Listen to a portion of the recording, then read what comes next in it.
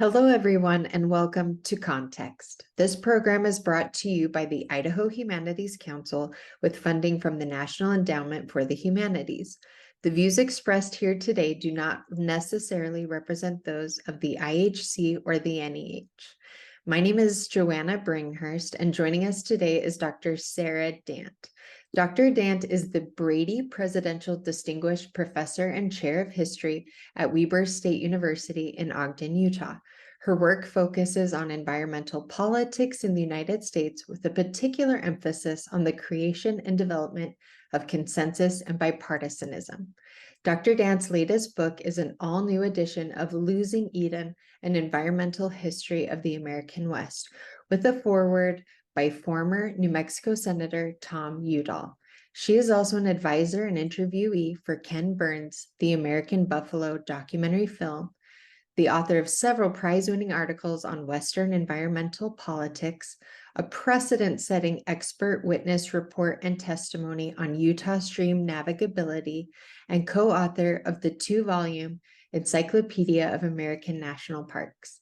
Sara, thank you so much for being with us today to share your presentation on the environmental history of the West from the IHC Summer Teacher Institute called An Environment of Hope, Reimagining the Environmental Humanities in the 6 through 12 Classroom. As you know, I am so excited for your presentation today. Well, thank you. And that was quite the introduction. I am very appreciative. And one of the things that I felt like was really important for the teacher education program, but also just in general for people who may not understand a lot about the West, is the public lands. In fact, I get questions all the time about public lands, especially when a president decides to just declare a national monument. For example, Bears Ears here in Utah was a huge controversy.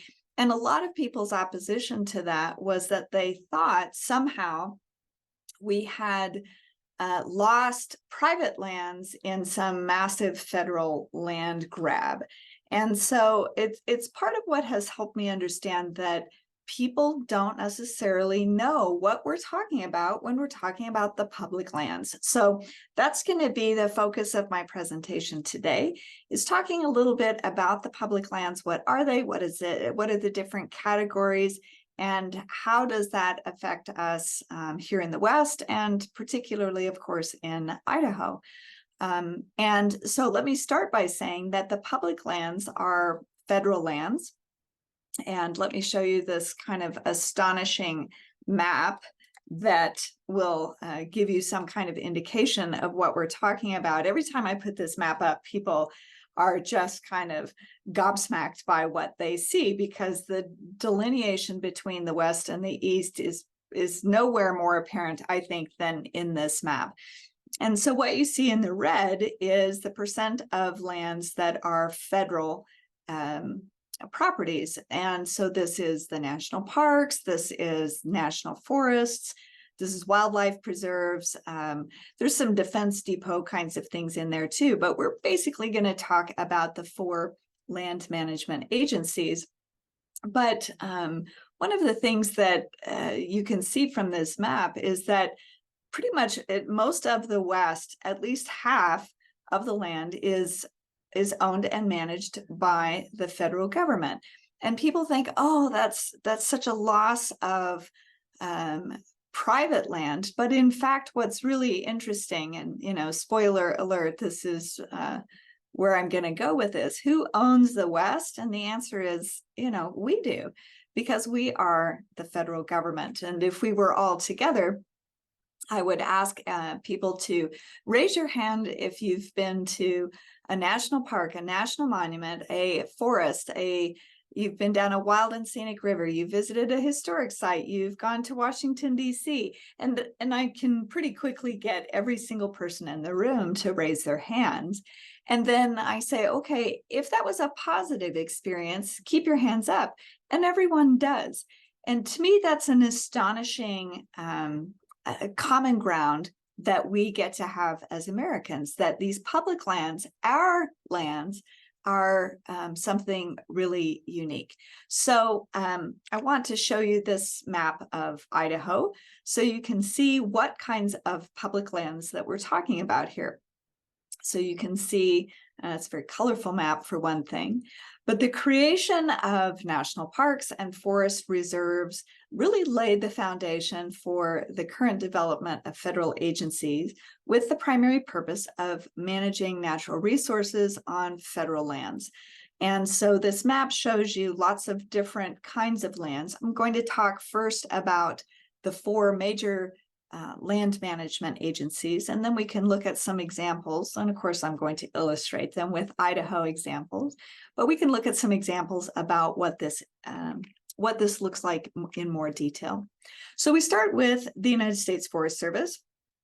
The United States Forest System is administered by the United States Forest Service. And interestingly enough, when it was created, back in 1905, it was located in the Department of Agriculture, which tells you a lot about how we initially thought we needed to manage our forest as a crop. When we look at the kind of lands that the Forest Service manages, we're talking about national forests, the national grasslands. Again, we'll talk more specifically about these, and various other designations, some wilderness areas, things like that. The vast majority of the National Forest Service lands are concentrated in the West, about 87%, as a matter of fact. And the Forest Service administers more federal land in the East, actually, than all of the other land management agencies combined. So most of the forests are in the West, but even those that are in the East constitute the largest single federal land management agency in that part of the country. And this agency manages these lands for multiple use. So we're talking about things that we all enjoy doing on the public lands: camping, hiking, fishing, hunting, sightseeing, all of those things, as well as, of course, timber harvesting, watershed protection, fish and wildlife management, those sorts of things. So it was in 1905 that President Theodore Roosevelt created the National Forest Service to administer, at that point in time, a number of millions of acres of national forest. And as I said, it's rather significant that it's located in the Department of Agriculture. Today, the Forest Service protects almost 200 million acres. There are more than 150 national forests. There are 20 grasslands, and these are located in 43 states and the District of Columbia. So almost every state in the Union has this wonderful asset. And the Forest Service also promotes, especially today, sustainable forest management, biodiversity conservation, all of those things. There we go. So Gifford Pinchot was the first chief of the Forest Service, and he really summed up, I think, nicely the mission of the Forest Service, as it says here, to provide the greatest amount of good for the greatest amount of people in the long run. And so you can really hear that kind of multiple use ideology expressed there.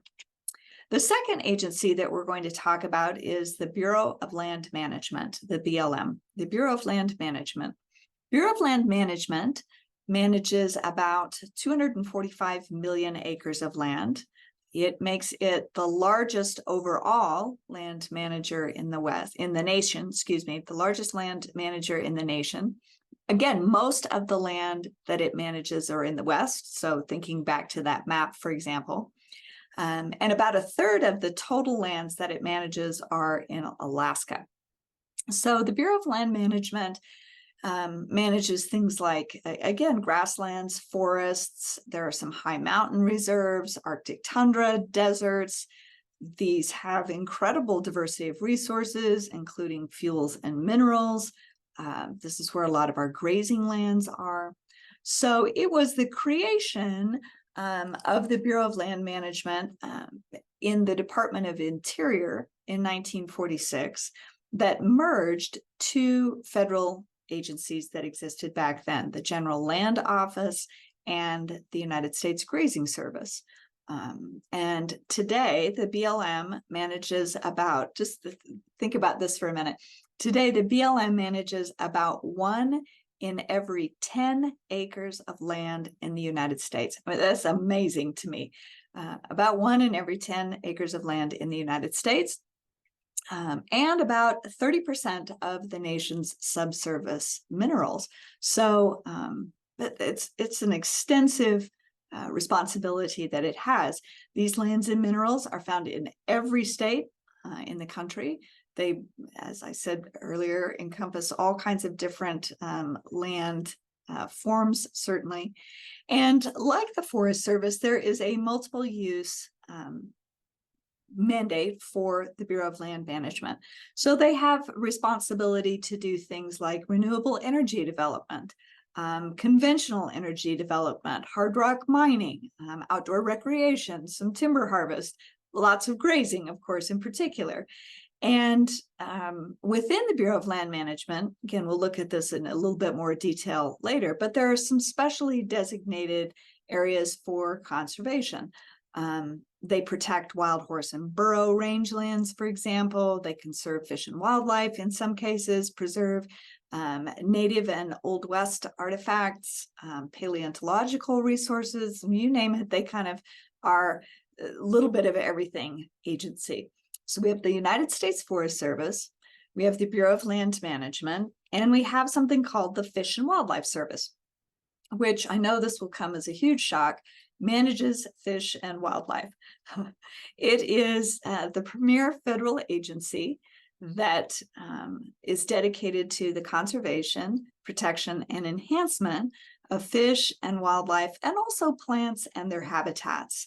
So this was originally back in the 1870s, the United States Fish Commission, but we combined that with the Bureau of Biological Survey in 1940, and it, like the BLM, is located in the Department of Interior. So since President Roosevelt, Theodore Roosevelt, first designated Florida's Pelican Island as a wildlife refuge in 1903, that was the first. The United States Fish and Wildlife Service today manages more than 560 refuges. They also do some wetland management, fish hatcheries. So lots of these diverse, again, kinds of federal holdings. There's at least one national wildlife refuge in every state and territory, and really kind of within an hour's drive of most major metropolitan areas. So these guys are the ones who are protecting species of birds, mammals like bison, for example, reptiles, amphibians. These lands are really very, very critical. And finally, the one that most people, I think, are actually familiar with is the National Park Service. In 1872, the United States created the first ever national park. It was not just a new park. It was not just a new concept for the United States. It was a new concept in the world. And the first park ever created was Yellowstone, which of course is in the then territories of Idaho, Montana, and Wyoming. And Yellowstone in particular was created as, and this is the quote in the legislation, as a public park or pleasuring ground for the benefit and enjoyment of the people. So when Yellowstone was authorized in 1872, there was no plan for how do we manage a national park. We just created this idea. There was no agency to do that. We knew that we had these spectacular wonders in the weird place that was Yellowstone. And we can see, you can see in the picture here, there was poaching going on, particularly of buffalo. So we needed to come up with some way to protect these lands. In 1906, Congress created something called the Antiquities Act. In 1906, Congress created something called the Antiquities Act, and the Antiquities Act still exists today. It authorized the president, as it said, to declare by public proclamation historic and prehistoric structures or other objects of historic or scientific interest as a national monument. So a national monument is something that a president can simply declare.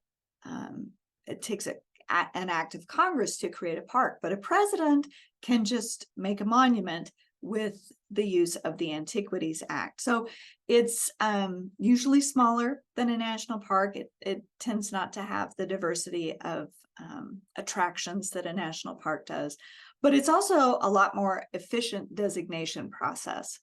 So in the years following the establishment of Yellowstone, national parks and monuments were authorized by Congress, parks, or proclaimed by presidents, monuments. And these will come out of the public domain. What that means is that when Congress declares a park or when a president sets aside a monument, they're designating already public lands as something different. So it's not that these were private lands that are now being taken or seized by the federal government to make a park or a monument. Rather, these are lands typically that are Bureau of Land Management or Forest Service lands that get redesignated as a park or a monument. And since we were doing all of this, we realized, okay, shoot, we better create an agency to manage all of these holdings. So in 1916, President Woodrow Wilson created the National Park Service, signed the legislation to create the National Park Service. This too is in the Department of Interior. So we have Bureau of Land Management, Fish and Wildlife Service, and the National Park Service. They're in Interior. And then you have the National Forest Service, which is in the Department of Agriculture. Those are the big four, but they're 3 agencies in Interior, 1 in Agriculture. And of the 4 land management agencies, the Park Service manages the most diverse collection of units. And there are all kinds of designations, ranging from, of course, national parks and monuments to scenic rivers and historic trails and battlefields and seashores and lake shores and all these different things sort of fall under the umbrella of the National Park Service.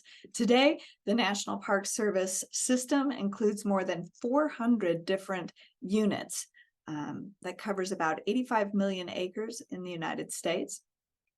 Generally, of course, the national parks are kind of these superlative areas like the Tetons or Yellowstone. So looking at these 4 agencies, then, we can see that these are the primary managers of the public lands, much of those big chunks, red chunks on that first map. But let's sort of do a bit of a deeper dive here and see what kinds of land designations fall under the management of these 4 different agencies. So we'll start at the top with the Forest Service and national forests. National parks may be some of the best known national landmarks, but national forests have, as you all know, in Idaho, some pretty remarkable landscapes. So there are currently 154 national forests managed, as we said a minute ago, with this idea of multiple use. So lots of different uses for the national forest. Obviously, timber harvest is part of that, grazing is part of that, mineral extraction is part of that, recreation is part of that. So national forests tend to be located often near national parks. They're often kind of the boundaries outside of the park boundaries. They're frequently less crowded than national parks. That's always a nice thing. So forests often act like a protective buffer for the national parks. But the National Forest Service, United States Forest Service, also manages a number of other kinds of lands. One of them is grasslands. So in the United States, there are 20 designated federal grasslands. And these are kind of interesting. Their history is interesting, at least it's interesting to me. They were created in 1960 from many of the reclaimed and restored lands that had been devastated by the Homestead Act. Devastated by the Homestead Act, so over farming, etc., and also by the Dust Bowl.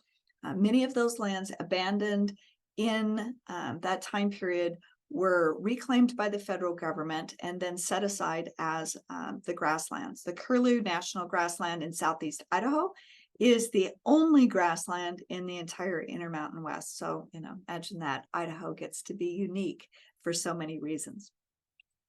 There are also things called the National Conservation Lands. National conservation lands are almost all of them managed by the Bureau of Land Management. They are set aside, as the language says, for the benefit and enjoyment of present and future generations. They're similar to national parks.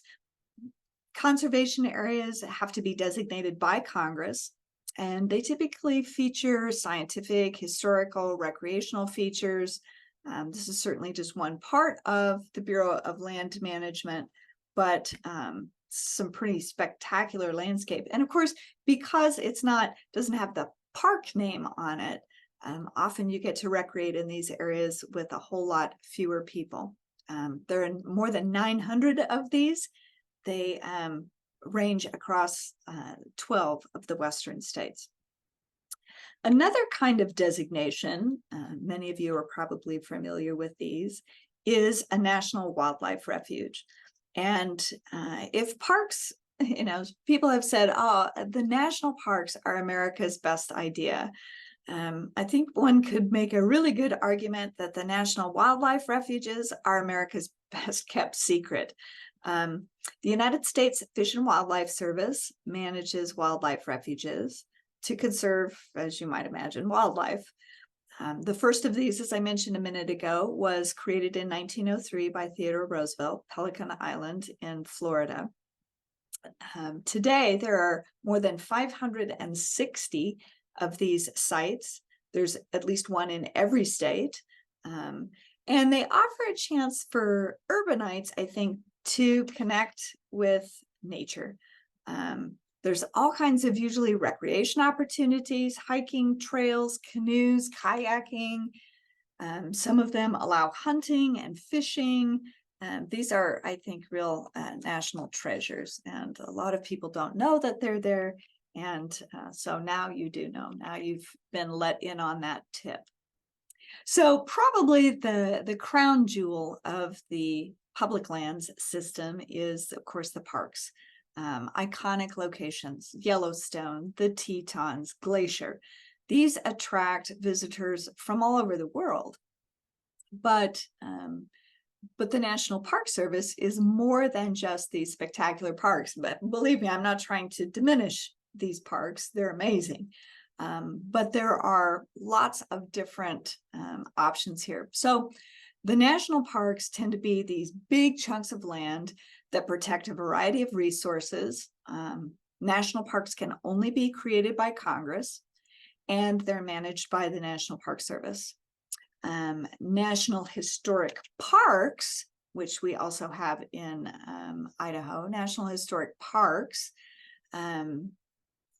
strive to protect unimpaired landscapes for future generations, and trying to keep people out of the hot pots. That's always a big challenge for them. So the national parks are these kind of big, iconic, America's best idea, but the National Park Service manages many other kinds of lands as well. For one, again, here in Idaho, there are national preserves like Craters of the Moon. And by the way, Craters of the Moon is also a national monument, so it gets to double dip. These two are established by acts of Congress. They protect areas that often have resources associated with national parks, but where perhaps mining has been happening and would like to continue to happen. So these kind of manage both of those. There is still some extraction allowed. That's typically not the case in national parks, but so too are then the natural values preserved. So Craters of the Moon is both a natural preserve that is protected by the National Park Service and a national monument. So it gets both of those. Talking about national monuments, then again, we're going to use Idaho because we can use Idaho for almost every kind of designation that we're talking about here. National monuments, again, those are the ones set aside by the president using the Antiquities Act, tend to protect usually something more specific.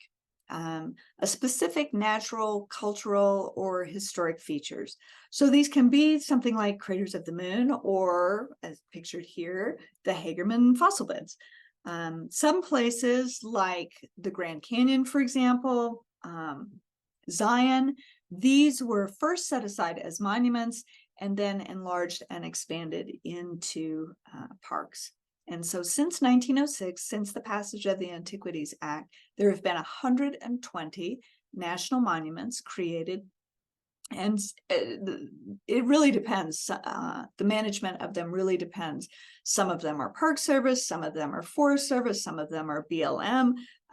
So the management of these monuments really kind of depends on which federal agency's lands got redesignated as monuments. So if it was a Forest Service to start with, and then it's redesignated as a national monument on those Forest Service lands, then typically the managing agency would be the Forest Service. The National Park Service also protects some of our country's most inspiring landscapes. It's America's storyteller. And one of the things we see is the protection then of national historic parks. They protect places and commemorate people and events and activities that are key to our history. So, for example, historic sites like Minidoka, which was part of the Japanese internment camp system in the United States during World War II, national historic parks like Nez Perce. These discuss multiple stories from different times, and they tell very iconic stories about the United States that help people understand who we are and what we stand for as a nation. One of the other aspects that the National Park Service is usually well known for, and I apologize, I couldn't do this in Idaho, is the national memorials. There are currently 31 of these, and these commemorate a historic person or a tragic event. Many of these, of course, are located in or near Washington, D.C. So we're talking things like the Lincoln Memorial, the Washington Memorial, the Jefferson Memorial. But several others are scattered around the country, like Rushmore, pictured here, or Pearl Harbor in Hawaii. That's also a national memorial. Beyond that, there are national battlefields. National battlefields are commemorating sites of significance in the American past, and they protect places that so that Americans can learn about how our country developed over time.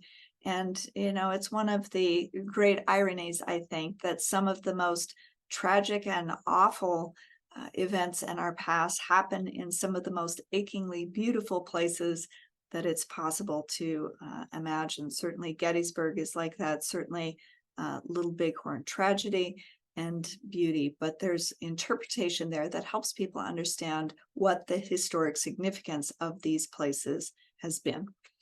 Here's one that, again, I could not use Idaho for as an example, but national seashores and national lake shores preserve shorelines and sometimes surrounding islands. There are 10 national seashores and 3 national lake shores. These are, of course, amazing places for water-based recreation. Lake shores can be any freshwater lake. Basically, the 3 that exist are around the Great Lakes, but the 10 national seashores are on all 3 of America's coasts. Point Reyes is the only one on the Pacific coast. So these protect extensive beaches for recreation, but also and usually extend inland to wetlands, marshes, that sort of thing, dunes. Sometimes they feature lighthouses, estates, things like that. Back to Idaho, though, we have national recreation areas. Originally, national recreation areas in the park system were units surrounding reservoirs that were impounded by dams. So something like Hell's Canyon, for example.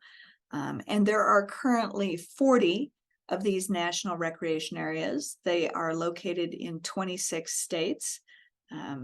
California and Washington have the most. Each of them has 4. But the concept of the National Recreation Area has really grown to encompass other lands and waters set aside for recreational uses by Congress. And it now includes major areas, even in urban centers. And so one good example, again, in Idaho is great for illustrating these things, is the sawtooth. Sawtooths is something that is pretty accessible for a lot of people in Idaho. If you're interested, I wrote an article about the long campaign to maybe have this become a national park. As you well know, that didn't happen. But these national recreation areas preserve spectacular areas, but not as parks.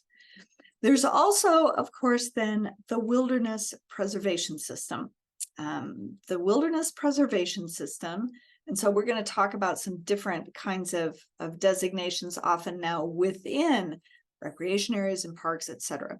So in 1964, the United States Congress passed the Wilderness Act. It defines wilderness as undeveloped federal land. Again, really important to understand that when wilderness gets set aside, it's not being taken out of private hands, but it's a redesignation,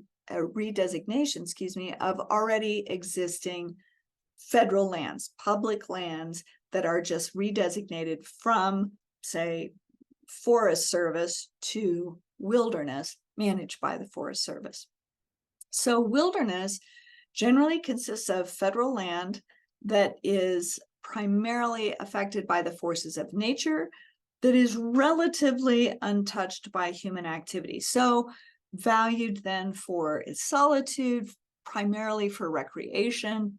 And so lands eligible for inclusion in the wilderness system, generally larger, 5,000 acres or more, that can be managed in a way that preserves their natural integrity.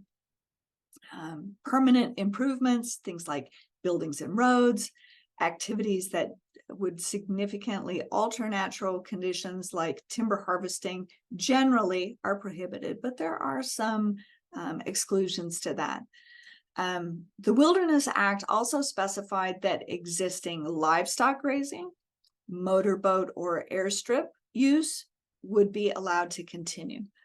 And that's something that a lot of people don't realize about wilderness. In addition, Congress has included exceptions to the Act's management limitation in subsequent laws. Wilderness are places generally sort of as the language of the Act said, untrammeled by man. But the Wilderness Act allowed Congress to designate these relatively pristine, I don't like that word particularly, but relatively undeveloped lands in a way that would be maintained across future generations. So altogether in the United States, there are more than 800 wilderness areas in 44 different states. Idaho has 15 wilderness units. Approximately 4.8 million acres of the state's land, which is about 9% of the total land in the state, is managed as wilderness. So that's, Frank Church had a lot to do with that. And if we had lots more time, I would talk extensively about Frank Church. But exceptions often allow for things like airstrips or jet boats on the Salmon River, things like that. Speaking of rivers, then another designation that offers levels of protection is wild and scenic rivers. The National Wild and Scenic Rivers System was established in 1968, and it established sort of 3 tiers of management. There are wild rivers that are typically don't have a lot of impoundment. There are scenic rivers that largely free of impoundment, but they are accessible by road, for example. And then there is the recreational river, where readily accessible by road, may have some development along the shoreline. The idea was that rivers were this, especially in the West, an incredibly valuable resource that needed protection. And we didn't want to get stingy about giving that protection. Again, this is another major accomplishment of Frank Church. He was the architect of this legislation. And it protects a variety of rivers in whatever state they are currently in. So rivers can come into this system either by congressional designation, or the state itself can nominate a river or a stretch of river for inclusion in the system. As of March in 2019, that was the last time there were new designations. The National Wild and Scenic River System protects more than 13,000 miles of rivers.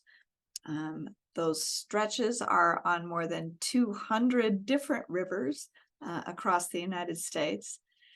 But this is not very much actually of the nation's river system. It's less than 1/2 of 1%, just to give you a bit of a comparison. By comparison, there are more than 75,000 large dams in this country that have modified at least 600,000 miles of rivers, or, probably just under 20% of the nation's rivers. Idaho, if you want to know about Idaho in particular, Idaho has approximately overall about 107,000 miles of river. And in the state, 891 of those 107,000 are protected as wild and scenic rivers. So Idaho certainly has some, but it's not a huge amount of the state's river system. Then there's also, I promise we're getting close here to the end. Then there's also the National Trails System. This was created in 1968. The National Trails System established big trails, the Appalachian and Pacific Crest National Scenic Trails, and then authorized a whole national system of trails to provide, as you might expect, outdoor recreation opportunities and access to areas of historic and scenic importance and cultural significance to the United States. So we see some of them follow routes of national historic significance, like the Lewis and Clark Trail. National recreation trails usually are reasonably accessible to urban areas. Here's another example. Congress designates these. Think of the famous 1,200-mile Pacific Northwest Trail along the Continental Divide. This is a little segment of it. Congress designates these. And if you ever got really, really ambitious, you could do the Lewis and Clark Trail. That extends from Wood River, Illinois, to the mouth of the Columbia River near Astoria, Oregon, and follows the outbound and inbound routes of the Lewis and Clark expedition. It connects 11 states through this one historic resource. It's a really cool thing. And so I'm going to conclude today with a little extra special something. It's not a national public land designation, but it is a remarkable asset that Idaho has that makes it extra special. And the Sawtooth National Recreation Area boasts a rather rare and unique distinction. Perhaps I would suggest maybe even more special than a park label. It was the first dark sky reserve set in the United States, and it remains one of only 2 in the entire country. The Idaho International Dark Sky Reserve is part of this larger system. It's a global system, actually. So again, that's one of the things that makes what we have in Idaho all the more special. But this dark sky reserve is defined as a public or private land possessing exceptional or distinguished quality of starry nights and nocturnal environment. And it's then specifically protected for its scientific, for its natural, educational, cultural heritage, public enjoyment. And so reserves typically consist of a core area meeting a minimum criteria for sky quality and natural darkness, and then a peripheral area that supports dark sky preservation in the core. So reserves like this one are protected and formed through a partnership of multiple land managers who all recognize the value that something like this brings to the world, really. And by gosh, right here in Idaho, we have the Sawtooth National Recreation Area. So to circle back to where we began a bit ago, who owns the West? We do. We all do. And we have these wonderful assets that make it a real privilege to be a citizen of the United States. And as you see, particularly those of us living in the West have unprecedented and unparalleled access to them in ways that folks maybe back there in West Virginia wish they might have a little bit more. Thank you so much for tuning in with me today. And I wish we were all together so that we could have some questions and answers, but don't hesitate to reach out to me at Weber State if you do. Thank you so much, Sarah. I love that you finished with the dark sky preserve. That's something so special and wonderful about Idaho, and something that brings all Idahoans together is our love for the land here. So thank you so much for being with us today. My pleasure. Absolutely. I also have to give a shout out to Sarah's wonderful book, Losing Eden, Environmental History of the American West. There's an all new edition out. It's one of the best books I've read this last year. Give it a read, everybody. Thank you, Sarah. Thank you. It's my pleasure.